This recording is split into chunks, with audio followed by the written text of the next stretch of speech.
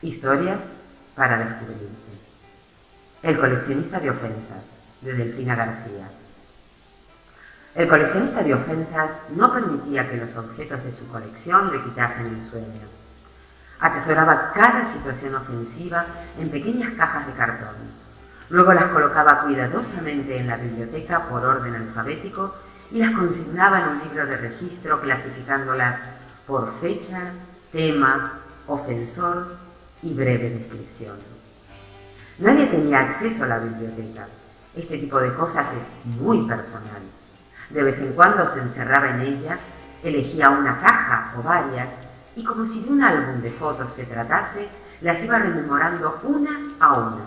Primero se sentía entristecido por la ofensa recibida, luego se sentía ultrajado por la injusticia cometida.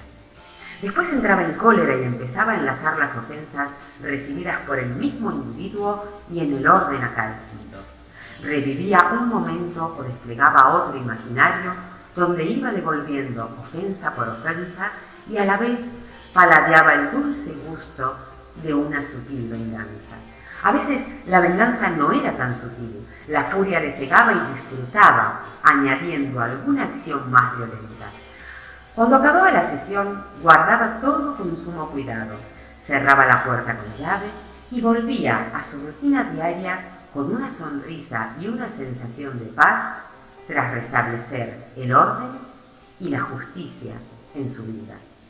La sección más valiosa de su colección era, sin lugar a duda, la de ofensas heredadas, no tanto por los personajes en sí como por su antigüedad. De algunas ofensas incluso no sabía cuál era el origen del conflicto. La familia es la familia, había oído siempre. Hay que honrar su recuerdo y ser leales a ella. La característica más destacada de esta sección era que no dependía de él y crecía por sí sola en un orden al principio aritmético y después exponencial. A la sección de ofensas de amor iba más a menudo de lo que le gustaba reconocer. Eran las más dolorosas, las más arraigadas, las más vívidas a la hora de rememorar. Aquí la venganza era especialmente estudiada, aunque algunas veces la furia tomaba las riendas de la escena y ¡ay, el amor! Cuando llegó la crisis, tuvo que ampliar la colección con nuevas secciones. Las ofensas políticas, las ofensas sociales, las nacionales, las ofensas comparativas, incluso ofensas bancarias reclamaban su espacio.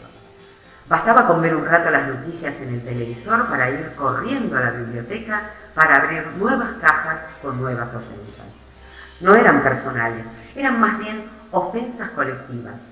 En este sentido tenían la ventaja de poder idear venganzas en las que compañeros anónimos le ayudaban a limpiar las ofensas. Pronto empezaron a acumularse, ya no había orden ni control. Entonces intentó deshacerse de ellas, tiró todas las cajas con ofensas. Pero cuando volvió, todo satisfecho a la biblioteca, contempló con asombro cómo de cada estantería surgían raíces aéreas. Las ofensas habían enraizado y buscaban con ahínco terreno fértil donde succionar su alimento. Antes de que pudiera reaccionar, las raíces ofensivas le alcanzaron. Habían encontrado un sustrato fértil en sus emociones. Cuando fue consciente de lo que pasaba, ya era demasiado tarde. Había sido poseído por su colección. Incapaz de moverse, se quedó ahí, suspendido de las raíces, acorazado y en lucha contra las ofensas que le invadían. Las raíces le impedían cualquier movimiento. Permaneció anclado en este estado hasta que llegó al límite, a la gran ofensa. Se sintió ofendido por la vida. Se sintió ofendido por la vida y se convirtió en un objeto de su propia colección. ¿Por qué yo? ¿Por qué a mí?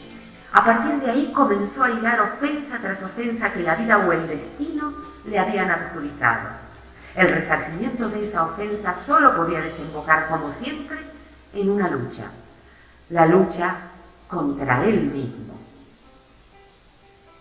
Paralizado, como estaba por las raíces de las ofensas, no pudo más que entrar en el combate. Conocía a su enemigo, era él mismo. pero ya había caído en una espiral de locura que no le dejaba apaciguar su ira contra la injusticia de su existencia. Golpe tras golpe, fue enredándose cada vez más en la lucha y a la vez en las raíces.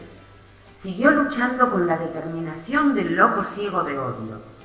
Solo cuando se fue quedando sin fuerza se calmó lo suficiente para darse cuenta de que no podía ganar. Hiciera lo que hiciera, su contrincante era su reflejo, por lo que cada golpe que daba, el mismo golpe recibía. No podía ganar, solo podía perder. Llegado a este punto, ¿qué podía hacer? Nada. Entonces se rindió. Se rindió y abandonó a su suerte. Se rindió y no opuso resistencia. Se rindió y agachando la cabeza depuso sus armas y estandarte. Aflojó los músculos y quedó suspendido en el aire a merced de su oponente. Se rindió no con la marca del vencido, sino con la aceptación del que se sabe marioneta en una gran representación. Abandonó toda resistencia, la lucha y la razón. Se despojó del control lágrima a lágrima, sin preguntas ni quejas.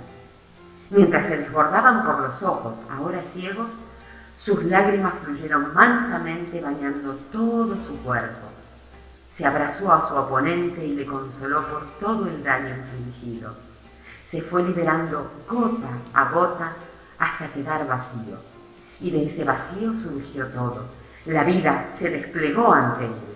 Se liberó de una carga acarreada desde hacía tiempo, un tiempo en el que poco a poco fue olvidando su mirada limpia, su oído atento, su corazón abierto y lo más importante, el camino de regreso. Ahora liviano, transparente y ascendido, proseguía su camino de regreso a casa.